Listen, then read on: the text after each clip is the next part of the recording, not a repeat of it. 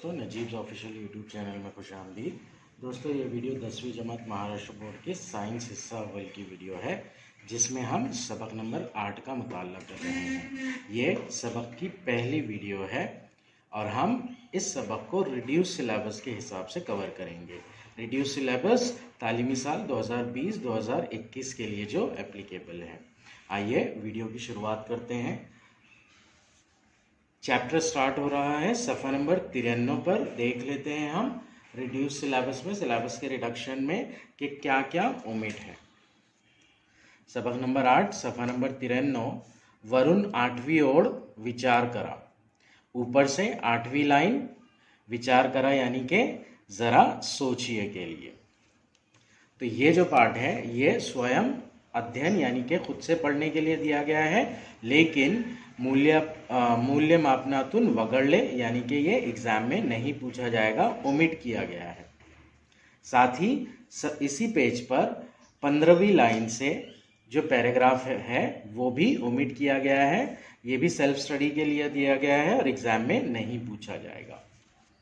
क्या क्या ओमिट है? वरुण 8वीं ओर, चैप्टर यहाँ से स्टार्ट हो रहा है। पहली लाइन, दूसरी लाइन, तीसरी लाइन, चौथी लाइन, 5वीं लाइन, 6ठी लाइन, ये 7वीं और ये 8वीं। तो ज़रा गौर कीजिए, विचार करा का ये जो क्वेश्चन है ये ओमिट है और ये वाला पैराग्राफ ओमिट है। सो ये जो लाइंस का कंसेप्ट दिया गया है ये मराठी की टेक्स्ट बुक के हिसाब से दिया गया है। एक्चुअली उर्दू की टेक्स्ट बुक में 1-2 लाइन आगे पीछे हो रही है। ये सारा पार्ट हम पढ़ चुके हैं एक्चुअली, लेकिन यहाँ से कोई पर्टिकुलर मतलब 15वीं लाइन से बोल रहा है तो ये वाले पैराग्राफ के बारे में बात कर रहा है वो। ये पूरा पैराग्राफ कट है इसमें, लेकिन ये बहुत छोटी सी इन्फॉर्मेशन है जो हमने 9th स्टैंडर्ड में ऑलरेडी पढ़ ली है। तो हम क्या करेंगे, इसको क्विकली रिवाइज कर लेंगे। क्या पढ़ना है यहाँ पर हमें? धातों की तबई खुसूसियात और अधातों की तबई खुसूसियात। तबई खुसूसियात किसे कहते हैं? तबई खुसूसियात यानी कि बाहर से दिखने वाली खुसूसियात, मतलब वो ठोस है, माए है, गैस है, किस रंग की है, चमकने वाली है या नहीं है, उसके अंदर से बर्फ गुजरती है या नहीं गुजरती है, इस तरह की खुसूसियात जो होती है वो तबई खुसूसियात होती है। तो यहाँ पर हम समराइज करके इनको पढ़ लेंगे। धातों की तबई खुसूसियात। धातें आमतौर पर ठोस हालत में पाई जाती है। तमाम धातें ठोस हालत में ही होती है, सिर्फ पारा और गैलियम को छोड़कर। धातें चमकदार होती है। धातें तारपजीर और वर्क पजीर होती है, मतलब धातों को खींचकर उनके तार बनाए जा सकते हैं और पीटकर वर्क यानी कि उनकी शीट्स, चादर बनाई जा सकती है। धातें बर्फ और हरारत की अच्छी मौसिल होती है। धातों में से बर्फ और हरारत को गुजारा जा सकता है। धातें आमतौर पर सख्त होती है, सिवाय अल्कली धातों के। सोडियम, पोटेशियम और लिथियम ये जो है सॉफ्ट टाइप के सॉलिड्स होते हैं। धातों का नुक्ते पिघलाव और नुक्ते जोश बहुत ज़्यादा होता है, मतलब धातों को नुक्ते पिघालने के लिए और उबालने के लिए बहुत ज़्यादा दर्जा हरारत दरकार होता है। धातों को ज़र्ब लगाने पर उनमें आवाज़ पैदा होती है। इसी खासियत को सोनैरिटी कहा जाता है। टेक्स्ट बुक में भी दिया गया है, यहाँ पर उर्दू में इसको गूंज कहते हैं। धातों को अगर ज़र्ब लगाए किसी चीज़ से तो वो बजती है, इसे गूंज उर्दू में, इंग्लिश में सोनैरिटी कहा जाता है। और ये ऐसी धातें हैं जिन्हें सूती धातें, सोनार मेटल्स कहा जाता है। ये थी धातों की तबई खुसूसियात। अब हम देखेंगे अधातों की तबई खुसूसियात। अधातें ठोस और गैसी हालत में पाई जाती है, सिवाय ब्रोमीन के जो माए हालत में मिलता है। अधातों में चमक नहीं होती, सिवाय आयोडीन के जो कलमी शक्ल में चमकदार होता है। आयोडीन की कलमें जो होती है वो चमकदार होती है। अधातें सख्त नहीं होती है, सिवाय हीरे के जो कार्बन का बहरूप है। कार्बन के 3 बहरूप हैं, एक हीरा, दूसरा फुलेरीन और तीसरा ग्रेफाइट। तो एक जो कार्बन का बहरूप है, कार्बन ये अधात है, ये सख्त होता है और दरअसल दुनिया में सबसे सख्त तरीन जो कोई अंसर है वो कार्बन ही है, हीरे की शक्ल में। अधाते बर्फ और हरारत की गैर मौसिल होती है। अधातों में से बर्फ को नहीं गुजारा जा सकता और ना ही हीट को एक तरफ से दूसरी तरफ गुजारा जा सकता है। इसमें भी एक एक्सेप्शन है ग्रेफाइट का। ग्रेफाइट जो है वो कार्बन ही का एक बहरूप है जो बर्फ का उम्दा मौसिल है। अधातों का नुक्ते पिघलाव और नुक्ते जोश कम होता है। अधाते कम दर्जे हरारत पर ही पिघलना और उबलना चालू होती है। इस तरह से ये पेज नंबर 93 के कंसेप्ट थे जो सारे हमने कवर किए। पेज नंबर 94 की तरफ बढ़ते हैं। अब हम पहले ये देख लेंगे कि पेज नंबर 94 से कुछ ओमिट है या नहीं। पेज नंबर 94 चौकुट माही ताहे का तुम्हारा, ये वगड़ले है यानी कि ओमिट है। क्या आप जानते हैं का पिंक कलर का डायलॉग बॉक्स। नेक्स्ट 94 पर ही वरुण 8वीं ओर ऊपर से 8वीं लाइन 1 2 3 4 5 6 7 ये वाली लाइन है एक्चुअली वो। इसमें हमें क्या बोल रहा है कि ये जो एक्टिविटी है अमल कीजिए कि इसमें तांबे शीशे व सोडियम हे धातु वगड़ावेत, यानी ओमिट करना है तांबा को, सीसा को और सोडियम को। तो इसमें जितनी धातें दी गई है कौन कौन सी धातें हैं? एल्यूमिनियम, तांबा, लोहा, सीसा, मैग्नीशियम, जस्त और सोडियम। तो इसमें से तांबा ओमिट करना है, सीसा ओमिट करना है और सोडियम ओमिट करना है। इसके अलावा पूरी एक्टिविटी करना है। आइए पेज स्टार्ट करते हैं। धातों की कीमियाई खुसूसियात। धातें आमिल होती है यानी कि रिएक्शन करने वाली होती है। वो आसानी से इलेक्ट्रॉन खो देती है और मुस्बत बारदार आयन में तब्दील होती है। इसीलिए धातों को बरकी मुस्बत अनासिर कहा जाता है। धातें जो होती है वो बरकी मुस्बत अनासिर होती है क्योंकि वो एक इलेक्ट्रॉन खोकर एक का मुस्बत बार चढ़ा लेती है अपने ऊपर। अगर 2 इलेक्ट्रॉन खो रही है तो 2 का मुस्बत बार चढ़ाएगी। इस तरह से वो मुस्बत बारदार आयन में तब्दील होती है इलेक्ट्रॉन्स को खोकर। इसीलिए उन्हें बरकी मुस्बत अनासिर कहा जाता है। नीचे एक एक्टिविटी दी गई है धातों की कीमियाई खुसूसियात, मतलब हम क्या कर रहे हैं, धातुओं के केमिकल रिएक्शंस पढ़ रहे हैं। वो किस किस तरह के केमिकल रिएक्शंस करते हैं इस बात को हम पढ़ रहे हैं। यहां पर क्या बोला गया है, कुछ धातें हैं, चिमटा, चाकू और बर्नर वगैरह है। बर्नर हीट के लिए, चिमटा धात का नमूना पकड़ने के लिए। तो यहाँ पर क्या किया जा रहा है, धातों को जलाया जा रहा है। उस्ताद की मौजूदगी में सोडियम को एहतियात से इस्तेमाल कीजिए। सोडियम ओमिट किया गया है हमें।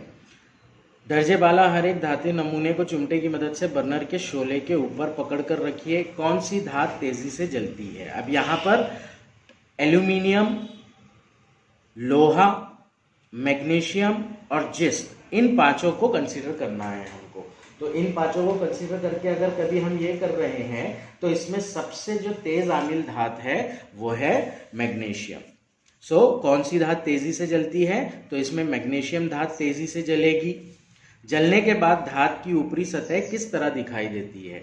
जलने के बाद धात की ऊपरी सतह जो है वो गहरे सुरमई रंग की या सियाही मायल रंग की, मतलब ब्लैकिश की तरफ उसका कलर रहेगा। धात के जलने पर शोले का रंग कैसा होता है? अब ये जो क्वेश्चन किए जा रहे हैं ये मैग्नीशियम रिलेटेड ही क्वेश्चन किए जा रहे हैं। तो मैग्नीशियम के जलने पर शोले का रंग कैसा होता है वही हमसे पूछा जा रहा है। बेसिकली जब मैग्नीशियम जलता है तो शोले का रंग नीला होता है।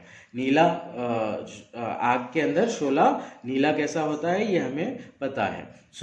मैग्नीशियम जल्दी से जलता है इसलिए उसका जो शोला होता है वो कैसा होता है, नीले रंग का होता है।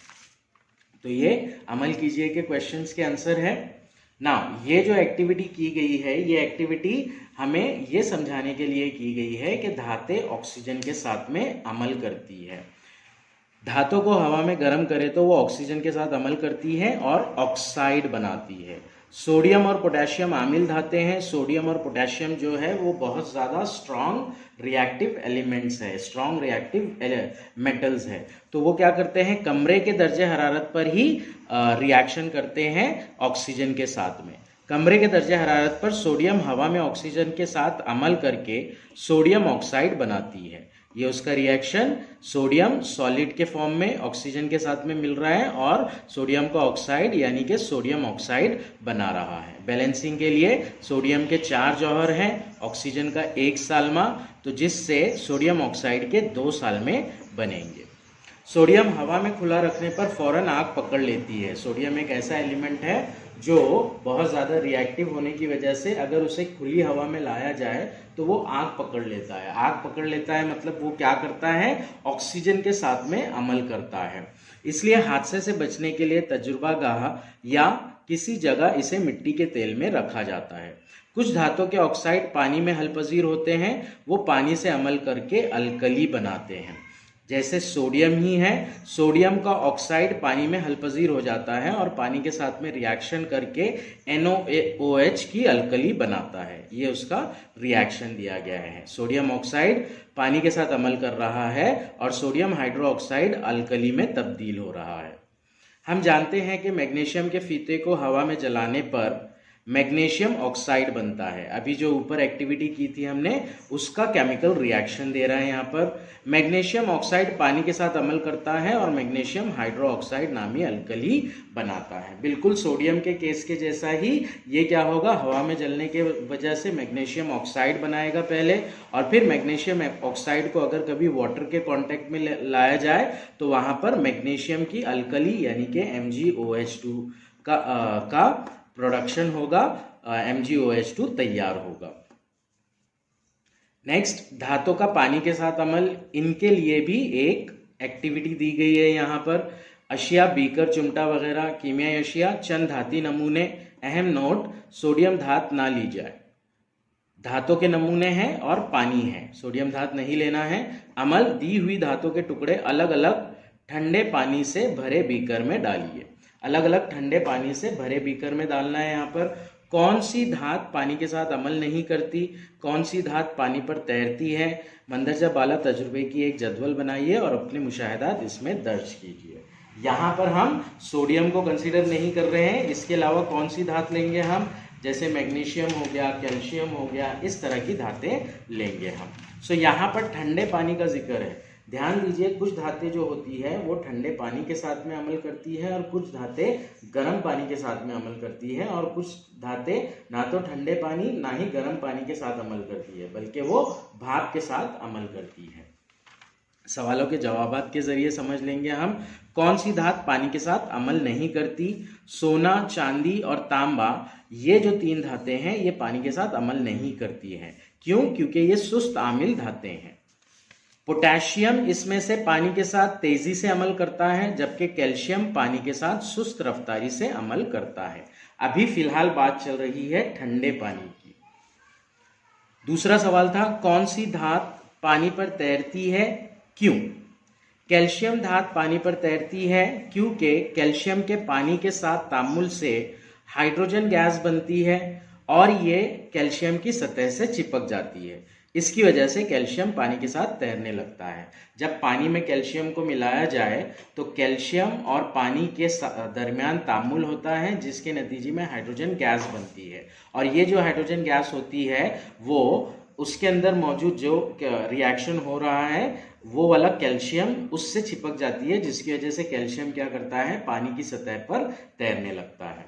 नेक्स्ट क्वेश्चन में हमको बोला गया है, मतलब सवाल नंबर 2 में ही आगे कंटिन्यू किया गया है, मंदरजा बाला तजुर्बे की एक जदवल बनाइए और अपने मुशाहिदात इसमें दर्ज कीजिए।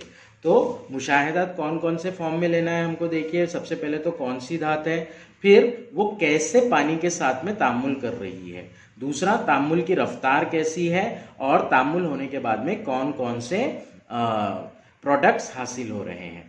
सबसे पहले लेंगे हम पोटेशियम, जो कि बहुत तेजी के साथ अमल करती है पानी के साथ, और ठंडे पानी के साथ ही ये अमल करती है, मतलब वहां पर हरारत की कोई जरूरत नहीं होती है। इसके नतीजे में पोटेशियम हाइड्रोक्साइड और हाइड्रोजन गैस बनती है। पोटेशियम हाइड्रोक्साइड क्या है, अल्कली है पोटेशियम की, साथ ही हाइड्रोजन गैस का फॉर्मेशन भी यहाँ पर होता है। नेक्स्ट है मैग्नीशियम। मैग्नीशियम गर्म पानी के साथ में रिएक्ट करता है, इसका जो अमल होता है वो थोड़ा सुस्त रफ्तारी से होता है। मैग्नीशियम हाइड्रोक्साइड और हाइड्रोजन गैस बनती है यहाँ पर, मैग्नीशियम की अल्कली और हाइड्रोजन गैस। नेक्स्ट है कैल्शियम। कैल्शियम भी कैल्शियम ठंडे पानी और गर्म पानी दोनों के साथ में रिएक्ट करता है। जब वो ठंडे पानी के साथ में रिएक्ट करता है तो तामुल सुस्त होता है, और जब वो गर्म पानी के साथ रिएक्ट करता है तो तामुल तेज होता है। तो इस तरह से जब कैल्शियम ठंडे पानी के साथ रिएक्शन करेगा तो स्लो करेगा, गर्म पानी के साथ करेगा तो तेज करेगा। रिजल्ट्स प्रोडक्ट्स यहाँ पर कैल्शियम का हाइड्रोक्साइड और हाइड्रोजन रहेंगे। इसके अलावा एल्यूमिनियम है, लोहा है, जस्त है। आम जिंदगी में भी हमने देखा है कि लोहा पानी के साथ, ठंडे पानी के साथ डायरेक्ट अमल नहीं करता है। सो ये जो है ये एक्चुअली तीनों भाप पानी के साथ अमल करते हैं, लेकिन पानी को भाप में तब्दील करने पर ही अमल करते हैं। एल्यूमिनियम भाप से अमल करता है, लोहा भी भाप से अमल करता है, जस्त भी भाप से अमल करता है। एल्यूमिनियम का ऑक्साइड और हाइड्रोजन गैस बनती है, फेरस का ऑक्साइड और हाइड्रोजन गैस बनती है, जिंक का ऑक्साइड और हाइड्रोजन गैस बनती है। ध्यान दीजिए, जहां पर भी जो मेटल ठंडे पानी या गर्म पानी के साथ अमल नहीं कर रहा है बल्कि भाप के साथ अमल कर रहा है, तो वहां पर प्रोडक्ट्स जो होते हैं, हासिलात जो होते हैं, वो हाइड्रो ऑक्साइड नहीं होते बल्कि धातु के ऑक्साइड होते हैं। Aluminium oxide, ferrous oxide, zinc oxide. ये था सफा नंबर 54 का क्वेश्चन आंसर्स। ना पढ़ते हैं हम सफा नंबर 95 की जानिब। 95 पर देख लेंगे हम कुछ ओमिट है क्या। वरुण पहली ओर, वरुण 1 से 4 ओर, ये वगड़व्याध यानी कि ओमिट है। स्टार्टिंग की 1 से 4 लाइन, 1 2 3, ये 3 लाइन हो गई। और यही जो है ओमिट है एक्चुअली। सोडियम और पोटेशियम धातु का पानी के साथ अमल जो है वो ओमिट है। नेक्स्ट, इसके अलावा कोई चीज ओमिट नहीं है। पेज नंबर 95 के ऊपर यहां से स्टार्ट करेंगे हम। कैल्शियम पानी से आहिस्ता अमल करता है। अभी हमने देखा इस अमल में आजाद होने वाली हाइड्रोजन बुलबुलों की शक्ल में धात की सतह पर जमा हो जाती है और धात पानी पर तैरने लगती है। अभी हमने डिस्कस किया। बास धातें जैसे एल्यूमिनियम, लोहा ठंडे या गर्म के पानी के साथ अमल नहीं करती, लेकिन भाप के साथ अमल करके इनके ऑक्साइड बनाती है। इस अमल में हाइड्रोजन गैस खारिज होती है। जो भी हमने अभी जदवल में डिस्कस किया था वो सारी चीजें यहाँ पर बताई जा रही है और उनके रिएक्शंस भी दिए गए हैं। एल्यूमिनियम जो है वो पानी के साथ अमल करेगा, लेकिन पानी का भाप की शक्ल में होना जरूरी है। उसकी वजह से एल्यूमिनियम का ऑक्साइड यानी कि एल्यूमिनियम ऑक्साइड तैयार होगा और हाइड्रोजन गैस खारिज होगी। फेरस यानी कि लोहा पानी को जब भाप की शक्ल में रखे तो उसके साथ अमल करता है और फेरस का ऑक्साइड, फेरस ऑक्साइड और हाइड्रोजन गैस बनती है। उसी तरह जिस्त भी भाप के साथ अमल करके जिस्त का ऑक्साइड जिंक ऑक्साइड बनाता है और हाइड्रोजन गैस खारिज होती है। ये केमिकल रिएक्शंस दिए गए हैं। नेक्स्ट है अमल कीजिए और सोचिए।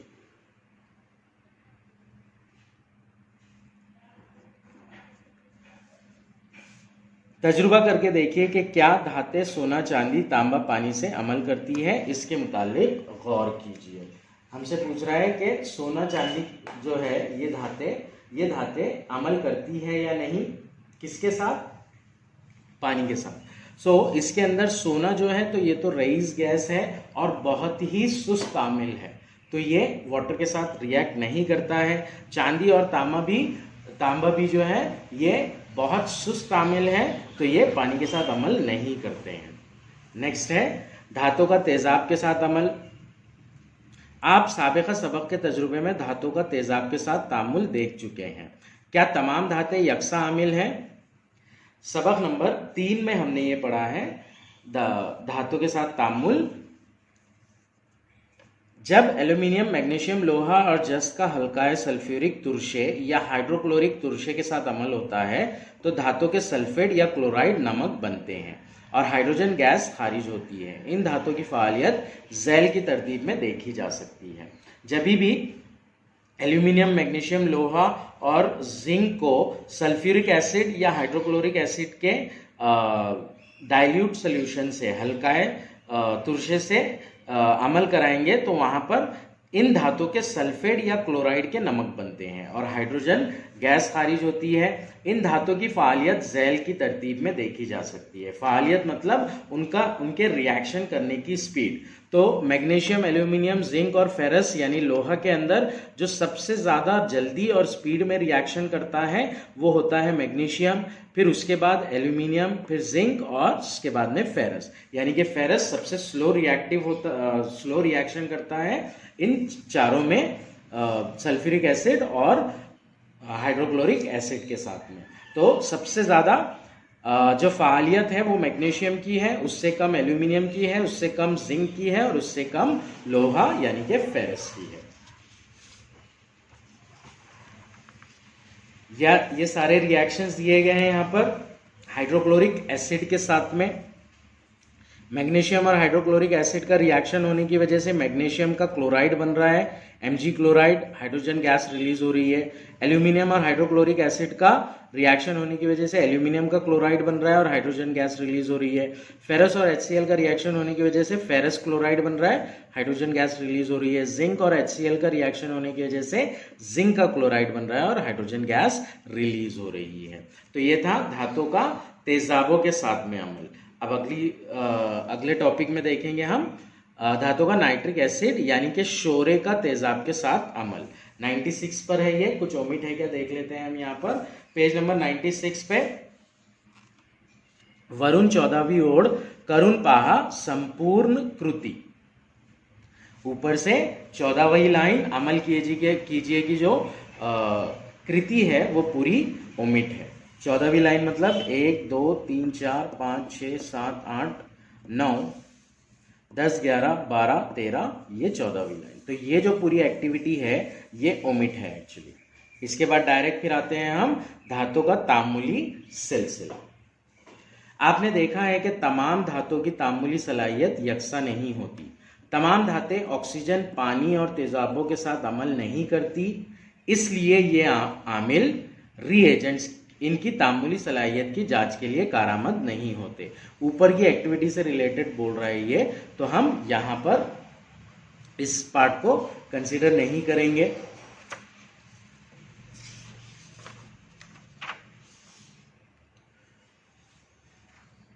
पेज नंबर 97 पे कुछ भी ओमिट नहीं है। 96 के बाद में डायरेक्ट 98 दिया है। अब एक्टिविटी पूरी ओमिट की गई थी तो ये वाला पार्ट भी हम कंसीडर नहीं करेंगे, हम डायरेक्ट यहां से स्टार्ट करेंगे। साइंसदानों ने बहुत से हटाव के अमल के तजुर्बात करने के बाद तामुली सिलसिला तैयार किया है।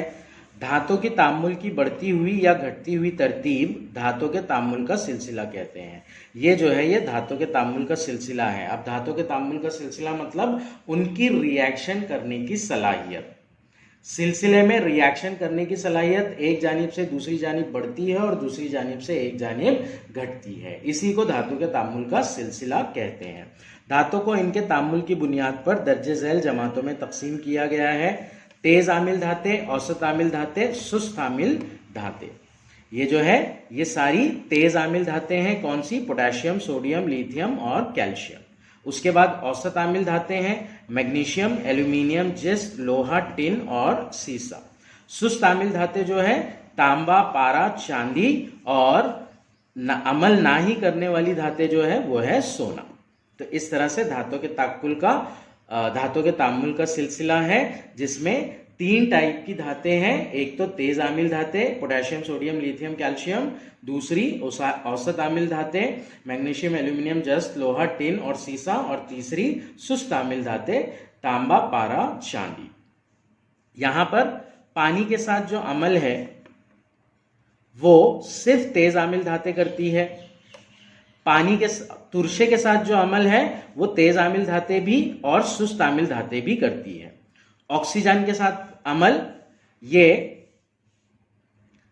तीनों टाइप की धातें करती है। तांबा, पारा और चांदी ऑक्सीजन के साथ अमल करती है लेकिन स्लो करती है। मैग्नीशियम, एल्यूमिनियम, जिस्ट, लोहा, टिन और सीसा भी ऑक्सीजन के साथ अमल करते हैं लेकिन इनसे थोड़ा फास्ट करते हैं। और फिर पोटेशियम, सोडियम, लिथियम, कैल्शियम ये तो हवा में ही जलने जैसे होते हैं।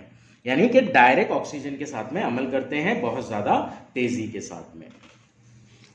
नेक्स्ट, अगले टॉपिक में हमको धातु का अधात से अमल पढ़ना है। रईस गैसें मसलन हीलियम, नियॉन, आर्गन, ये अधाते कीमियाई अमल में हिस्सा नहीं लेती।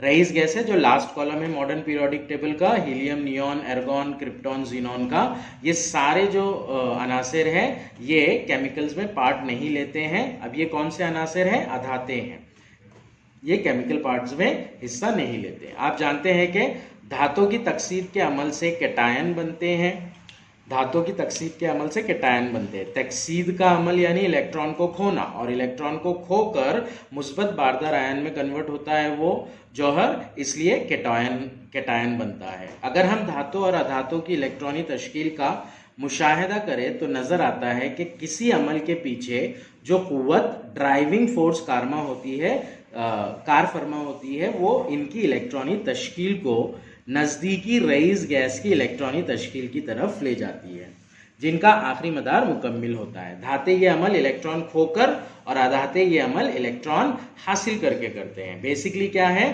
कि हर जौहर अंसर का हर जौहर क़याम पजीरी हासिल करने की कोशिश करता है। क़याम पजीरी हासिल करने की कोशिश करना मतलब आखिरी मदार में 8 इलेक्ट्रॉन या हाइड्रोजन और हीलियम की सूरत में 2 इलेक्ट्रॉन रखना। तो नजदीकी रईस गैस की इलेक्ट्रॉनी तश्कील, अगर नजदीकी रईस गैस हीलियम है तो 2, नियॉन है तो 2,8, आर्गन है तो 2,8,8। तो इस तरह की इलेक्ट्रॉन तश्कील हासिल करने की कोशिश करता है। अगर इलेक्ट्रॉन खोकर ये तश्कील हो रही है तो वो इलेक्ट्रॉन खोएगा, अगर इलेक्ट्रॉन हासिल करके ये तश्कील हासिल होगी तो वो इलेक्ट्रॉन हासिल करेगा। तो इस तरह से इलेक्ट्रॉन खोना और इलेक्ट्रॉन हासिल करने का मामला बनता है। अब यहाँ पर धाते जो होती है वो इलेक्ट्रॉन खोकर ये इलेक्ट्रॉनी तश्कील हासिल करती है, जबकि अधाते इलेक्ट्रॉन हासिल करके ये इलेक्ट्रॉनी तश्कील हासिल करती है। रईस गैसों का आखिरी मदार मुकम्मिल होता है, इसलिए वो कीमियाई तौर पर गैर आमिल होती है। आपने गुज़िश्ता जमात में देखा है कि आयनी मुरक्कब सोडियम क्लोराइड इस वक्त बनता है जब सोडियम धात 1 इलेक्ट्रॉन खो देती है और क्लोरीन अधात 1 इलेक्ट्रॉन हासिल करता है। यह हमने पिछले स्टैंडर्ड में देखा है कि सोडियम धात 1 इलेक्ट्रॉन खोता है और क्लोरीन अधात ये 1 इलेक्ट्रॉन हासिल करता है। इस तरह से आयनी मुरक्कब NaCl सोडियम क्लोराइड बनता है। इसी तरह मैग्नीशियम और पोटेशियम धातु से आयनी मुरक्कब MgCl2 और KCl यानी कि मैग्नीशियम क्लोराइड और पोटेशियम क्लोराइड भी क्लोराइड बनते हैं। नेक्स्ट, अधातों की कीमियाई खुसूसियात। अधातों के केमिकल रिएक्शंस पढ़ना है अभी हमें। अधाते इन अनासिर का मजमुआ है जिनकी तबई खुसूसियात और कीमियाई खुसूसियात में कम यकसानियत पाई जाती है। अधाते ऐसी है जिनकी तबई और कीमियाई खुसूसियात में यकसानियत ज़्यादा नहीं पाई जाती। अधाते बरक़ी मनफी अनासिर कहलाती है। अब क्यों कहलाई जाएगी? जब हमने अभी देखा कि धात जो होती है वो मुस्बत बरक़ी अनासिर कहलाती है। क्यों? क्योंकि वो इलेक्ट्रॉन खोती है। इसके बरक्स अधाते जो होती है इलेक्ट्रॉन हासिल करती है, इसलिए वो उनके ऊपर क्या होता है, नेगेटिव चार्ज चढ़ जाता है और वो बरक़ी मनफी अनासिर कहलाती है। आगे रीजन दिया गया है इसका, क्योंकि वो इलेक्ट्रॉन कबूल करके बरक़ी मनफी आयन बनाती है। अधातों के कीमियाई अमल की कुछ मिसालें हस्बे झैल हैं। अधातों का ऑक्सीजन के साथ में अमल, कार्बन का ऑक्सीजन के साथ में अमल दिया है। ये एहतराक का अमल है, यानी कि जलने का अमल है, जिससे कार्बन डाइऑक्साइड, हरारत और रोशनी पैदा होती है। कार्बन दूसरी शक्ल में भी करता है, ये नामुकम्मिल एहतराक होता है जिससे कार्बन मोनोऑक्साइड बनती है, और सल्फर का रिएक्शन सल्फर डाइऑक्साइड बनता है जो कि मुकम्मिल एहतराक है और साथ में हरारत और रोशनी पैदा होती है।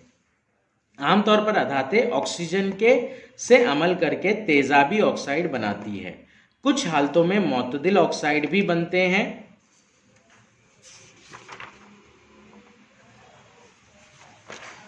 बेसिकली अधातों का ऑक्सीजन के साथ में अमल होके क्या होता है, ऑक्साइड्स बनते हैं। ऑक्साइड्स कैसे बनेंगे? दो किस्म के बनेंगे, एक तो तेजाबी ऑक्साइड या दूसरे मोतदिल ऑक्साइड। तेजाबी ऑक्साइड यानी कि जिनमें तेजाबी खासियत होगी, और मोतदिल ऑक्साइड यानी कि ऐसे जो ना तो तेजाबी होंगे और ना ही असासी होंगे, बीच में होंगे।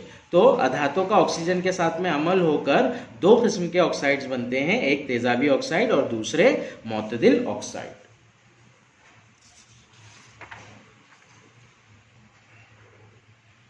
सफ़ा नंबर 98 पर पहले देख लेते हैं हम कि कौन सा पार्ट ओमिट है।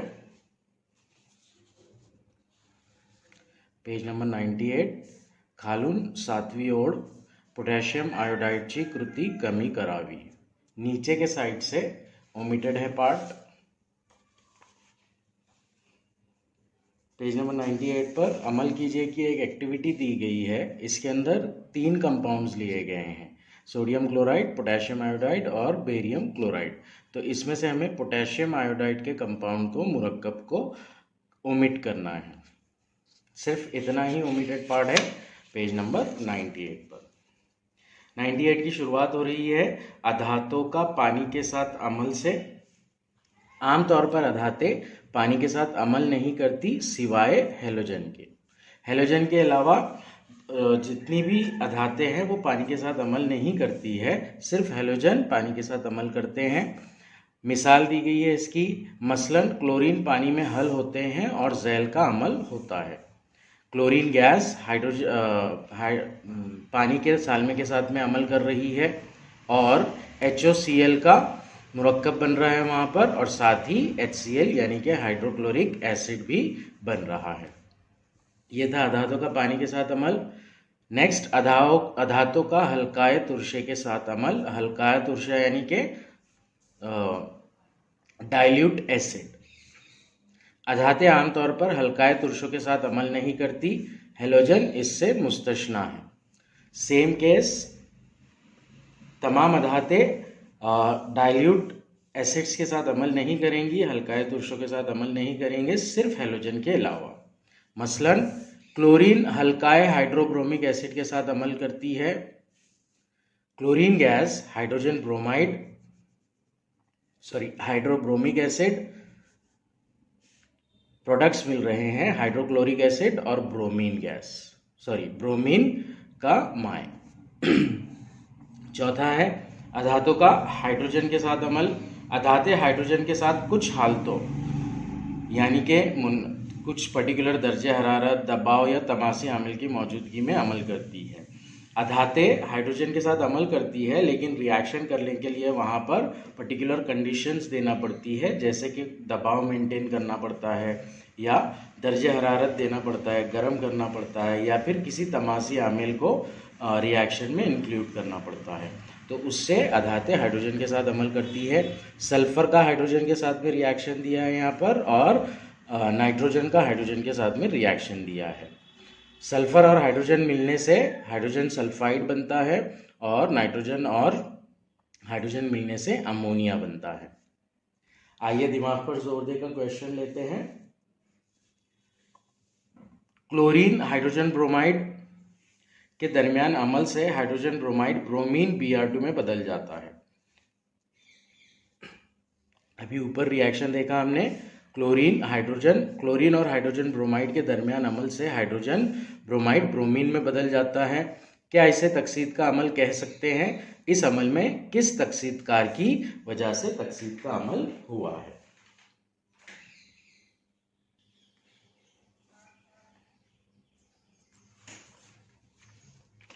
क्लोरीन गैस हाइड्रोजन ब्रोमाइड के साथ अमल कर रही है, तो इससे क्या हो रहा है, यहाँ का हाइड्रोजन ब्रोमाइड का हाइड्रोजन निकल जा रहा है। अमल तकसीद की तारीफ हमें पता है 3 तरीक़ों से की जा सकती है, ऑक्सीजन का मिलना, हाइड्रोजन का निकलना या इलेक्ट्रॉन का खोना। इन तीनों में से कोई भी बात होगी तो वो जो अमल होगा वो अमल तकसीद होगा। अब यहाँ से हाइड्रोजन ब्रोमाइड से हाइड्रोजन निकल रहा है, जिसकी वजह से HCl और Br2 बन रहे हैं। तो ये एक तकसीद का अमल होगा, अमल तकसीद होगा। अब कौन सी चीज़ यहाँ पर तकसीद करा रही है? क्लोरीन गैस जो है वो हाइड्रोजन ब्रोमाइड से हाइड्रोजन को निकाल रही है, इसलिए क्लोरीन यहाँ पर तकसीदकार के तौर पर माना जाएगा। जवाब कुछ इस तरह लिखेंगे हम, क्लोरीन और हाइड्रोजन ब्रोमाइड के दरमियान अमल तकसीद का अमल है। यहाँ Cl2 के जरिए HBr की तकसीद होती है और वो Br2 में तब्दील होता है, इसलिए इस तामुल में Cl2 बतौर तकसीदकार काम करता है। ये उसका रिएक्शन।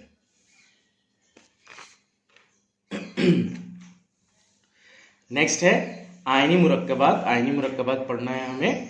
आयनी मुरक्कबात यानी आयन से बनने वाले मुरक्कबात। आयन क्या? पॉजिटिव आयन, मुस्बत आयन और नेगेटिव आयन, मनफी आयन। जो मुरक्कबात दो इकाइयों यानी कैटायन और एनायन से मिलकर बनते हैं, इन्हें आयनी मुरक्कबात कहते हैं। कैटायन और एनायन पर एक दूसरे का मुखालिफ बार होता है, इसलिए इनके दरमियान कुव्वत बरक़े सुकूनी की वजह से कशिश होती है। इलेक्ट्रोस्टैटिक फोर्स ऑफ अट्रैक्शन होता है इनके बीच में अपोजिट चार्जेस होने की वजह से। किनके बीच में? कैटायन और एनायन के बीच में।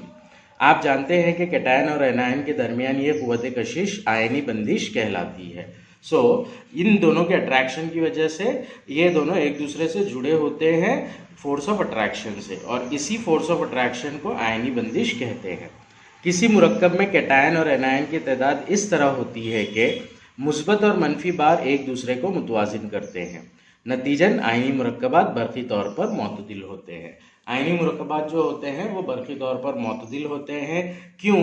क्योंकि उस मुरक्कब में जितने मुस्बत आयन होंगे उतने ही मनफी आयन होंगे। मान लीजिए दो मुस्बत आयन हैं तो वहाँ पर दो मनफी आयन होंगे, दो पॉजिटिव चार्ज, दो negative charge. In total balance होकर वो न्यूट्रल हो जाता है, मुतदल हो जाता है। तो जब मुरक्कब बनता है तो ये एक मुतदिल मुरक्कब होता है। आयनी मुरक्कबात कलमी शक्ल के होते हैं और इन कलमी मुरक्कबात के ज़र्रात यानी कलमों की शक्ल मखसूस होती है और ये चिकने और चमकदार होते हैं। आयनी मुरक्कबात की चंद खुसूसियत बताई गई है हमें यहाँ पर। आयनी मुरक्कबात जो होते हैं वो कलमी शक्ल के होते हैं। कलमी शक्ल के होते हैं मतलब कलमों में मिलते हैं, ठोस हालत में कलमों में मिलना क्रिस्टल्स जिसे बोलेंगे। इन कलमी मुरक्कबात के ज़र्रात यानी कलमों की शक्ल मखसूस होती है, ये चिकने और चमकदार होते हैं। आयन की बाकायदा तरतीब की वजह से ही इनकी शक्ल कलमी होती है। अब इसके अंदर आयन जो होते हैं वो एक पर्टिकुलर अरेंजमेंट में एक दूसरे से जुड़े होते हैं, ज्योमेट्रिकल स्ट्रक्चर में एक दूसरे से जुड़े होते हैं। इसी वजह से ये जो मुरक्कबात पाए जाते हैं ये तमाम कलमों की शक्ल में पाए जाते हैं। मुख्तलिफ आयनी मुरक्कबात में आयन की तरतीब मुख्तलिफ होती है, इसीलिए इनकी कलमी शक्लें भी मुख्तलिफ होती है। जो आयन्स का अरेंजमेंट होता है अंदर जुड़ने का वो अलग अलग होता है अलग अलग मुरक्कबात में, इसलिए कलमें जो होती हैं इनकी अलग अलग शक्लों की होती है। ख़ास बात, जो कलम में आयन की मखसूस तरतीब की जिम्मेदार है वो आयन के दरमियान कुव्वत कशिश है, और इसी वजह से आम कलमी साख्त में मनफी बारदार आयन मुस्बत बारदार आयन के अतराफ और मुस्बत बारदार आयन मनफी बारदार के आयन के गिर्द तरतीब में होते हैं।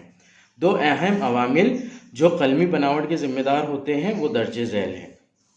अंदर जो कलमी बनावट होती है मतलब मुस्बत और मनफी बारदार आयन का एक दूसरे के साथ में एक पर्टिकुलर पैटर्न में जुड़ना, ये जो बात है ये डिपेंड करती है इन दो चीज़ों पर। पहला है उसमें मुस्बत बारदार और मनफी बारदार आयन का हजम।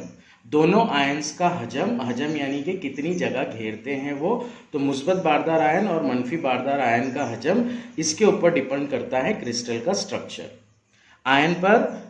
आयन पर बरक़ी बार का असर। बरक़ी बार का असर क्या होता है आयन पे? जैसे मुस्बत आयन मनफी बार से अट्रैक्ट होता है और मनफी आयन मुस्बत बार से अट्रैक्ट होता है, तो इस दूसरी बात के ऊपर डिपेंड करता है कलम के अंदर का आयनों का अरेंजमेंट, आयनों की तरतीब। करीबी आयनों के दरमियान कुव्वत बरसुकूनी बहुत ज़्यादा होने की वजह से आयनी मुरक्कबात का नुक्ते पिघलाव ज़्यादा होता है। ये सख्त और फोटक होते हैं। ये जो होते हैं सख्त होते हैं, फोटक होते हैं और इनका नुक्ते पिघलाव बहुत ज़्यादा होता है। क्यों? क्योंकि ये आयनों से बने होते हैं, मुस्बत आयन और मनफी आयन से, और मुस्बत आयन और मनफी आयन ये दोनों एक दूसरे से बरक़ सुकूनी की क़ुव्वत की वजह से जुड़े होते हैं। आयनी मुरक्कबात और इनकी खुसूसियात नेक्स्ट पार्ट है। अमल कीजिए कि एक एक्टिविटी दी गई है यहाँ पर, इसमें से हमें पोटेशियम आयोडाइड ओमिट करना है रिड्यूस सिलेबस के हिसाब से। चौड़ा धाती चमचा, बर्नर, कार्बन इलेक्ट्रोड, कार्बन की सलाखें, बीकर, बरक़ी खाना, बरक़ी कुमकुमा, कुंजी वगैरह। कीमियाई अशिया सोडियम क्लोराइड और बेरियम क्लोराइड के नमूने, पानी।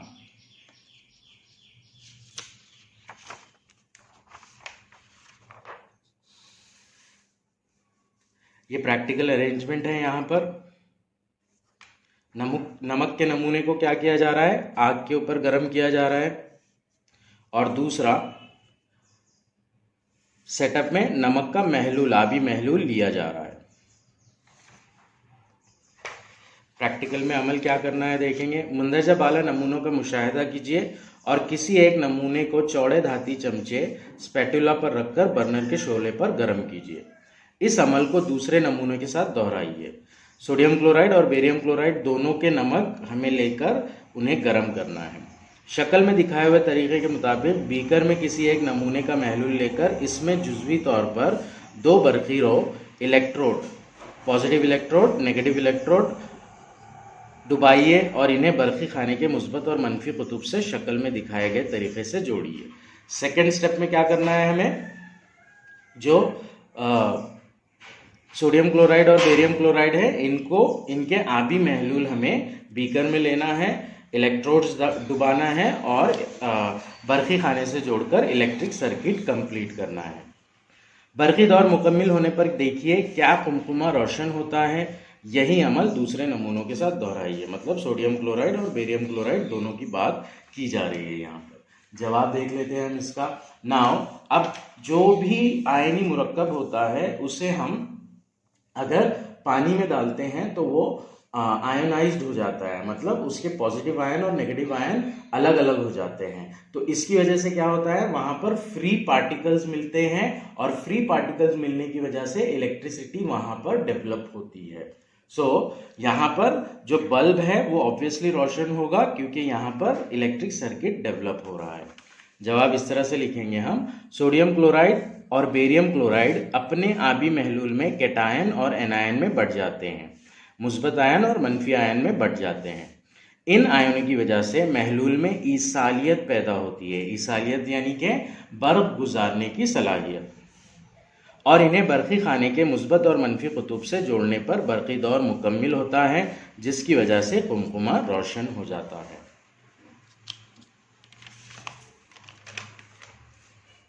नेक्स्ट है आयनी मुरक्कबात की आम खुसूसियात।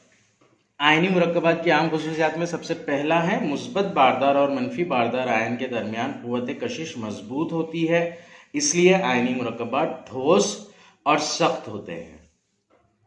दूसरा है आयनी मुरक्कबात फोटक होते हैं, इसलिए इन्हें दबाकर तोड़ा जा सकता है। आयनी मुरक्कबात कैसे होते हैं, फोटक होते हैं। इंग्लिश में इसे ब्रिटल कहा जाता है। फोटक का मतलब ऐसे कि अगर उस पर ज़र्ब लगाई जाए, उसे तोड़ने की कोशिश की जाए तो वो बारीक बारीक छोटे छोटे टुकड़ों में टूटते हैं, बड़े बड़े टुकड़ों में नहीं टूटेंगे। मतलब 2 हिस्से 3 हिस्से नहीं होंगे, उसके बहुत सारे ज़्यादा हिस्से होंगे। जैसे कांच होती है, कांच को ज़मीन पर फेंका गया तो वो बारीक बारीक बारीक बारीक टुकड़ों में